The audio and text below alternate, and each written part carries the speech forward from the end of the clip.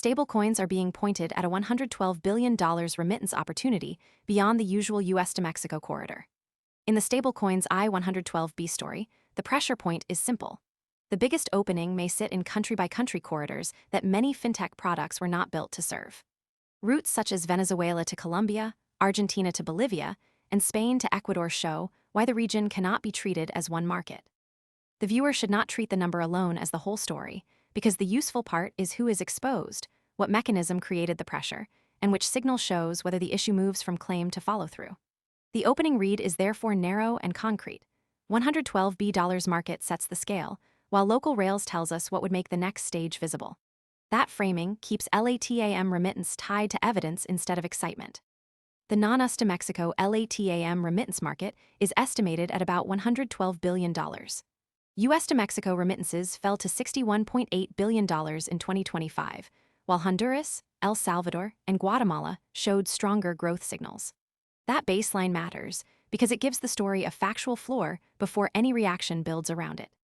The strongest confirmed scale marker is $112B market, while $61.8B Mexico adds the context that keeps the event from becoming a vague market talking point. It also explains why LATAM is central to the case rather than background noise, and why the timeline or structure cannot be skipped. Without that baseline, $112B market can be misread. Most people arrive after the move is obvious and the easy upside is gone. We focus on serious crypto education and high-quality signals before the crowd rushes in, so you can understand the setup earlier and move sooner. If you want that edge, visit the link below now. Stablecoins I-112B turns on the mechanism. Stablecoins can act as both transfer rails and dollar balances for households that want money to land and remain usable. In many cases, the transaction is only one step. Holding dollar-linked value after receipt may be the real product. That is where a surface event becomes more than a headline. The mechanism explains whether the pressure sits in liquidity, compliance, custody, user access, product design, security, or market structure. In practical terms, the link between remittance rails and local licenses is what makes the outcome matter beyond a single announcement or price move. That is the piece viewers can actually monitor. The affected side is LATAM remittance users.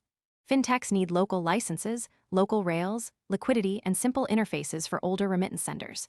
This is the practical consequence. The event can change how people use a platform, how traders read a level, how issuers design products, or how regulators evaluate a risk. The segment keeps that effect narrow because unsupported ecosystem-wide claims would blur the evidence and make the story less useful. The useful question is what LATAM remittance users can actually do or observe after this event. The consequence is concrete only where that group is involved. The unresolved piece is which corridors can support stablecoin volume after regulatory, liquidity, and trust constraints are applied. That does not erase the confirmed facts, but it does limit how far the conclusion can go. Country launches, local partnerships, and repeat user data would show whether demand is durable. This is the difference between a strong signal and a completed outcome. Viewers should know which part is established and which part still needs proof. The missing evidence matters because local rails can change the interpretation without changing the baseline facts already on the table. That caution matters while the open item remains unsettled. Most people arrive after the move is obvious and the easy upside is gone. We focus on serious crypto education and high-quality signals before the crowd rushes in, so you can understand the setup earlier and move sooner. If you want that edge, visit the link below now. The next signal is licensed corridor rollouts outside the US-Mexico route. For stablecoins I-112B, that matters because they will reveal whether stablecoin remittance adoption is broad or concentrated in familiar corridors. If that signal appears, the story can move into its next phase. If it does not, the event remains important but unfinished. The clean way to follow it is to track that trigger, not to assume the ending before the evidence arrives. The final readout is intentionally specific. Local rails is the point where follow-through can be judged. Everything else is context until that signal changes.